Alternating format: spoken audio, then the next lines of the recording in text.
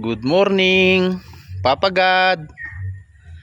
Good morning, guys. Ito guys, yung ano natin, yung trabaho natin. Ayan oh, hindi pa natin na ano yung ano. Hindi pa kasi tuyo. Pag na tuyong todo yan, ano natin yan.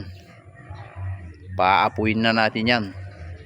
Kaso, ano lang, konti-konti lang kasi nakakahiya sa kapitbahay. Ayan oh. Pag natuyong todo yan, saka natin ano yan, paapuin. Yan. Total, wala nang ano ngayon guys, wala nang ulan. Ayan yung gawa natin guys oh. Yan oh. Dahil malayo malayo-layo yung trabaho natin, kaya ito. Medyo ano tayo.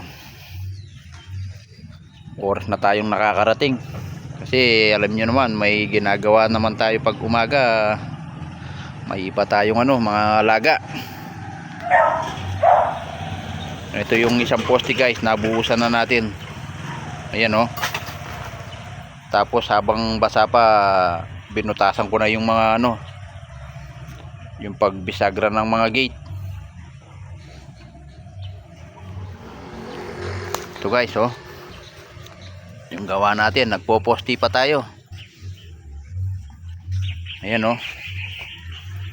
Dinagyan ko na rin ng pagkapitan ng gate ito, pagweldingan. Mga D12. Yan oh.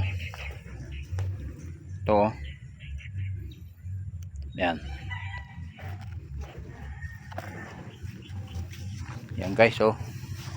Bali nagpo-poste pa lang tayo. Yan.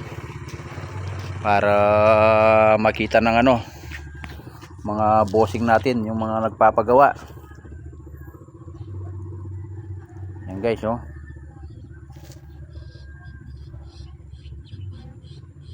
Yan. Ito para makita natin yung ano, yung before and after. Yung wrap siya na nagawa at pag ano na siya, pag na-finish na siya. Kasi guys, ano, lalagyan natin ng ano, lalagyan natin ng grills sa gate. Pinapalagyan para raw ano, may ano na, may private embassy na.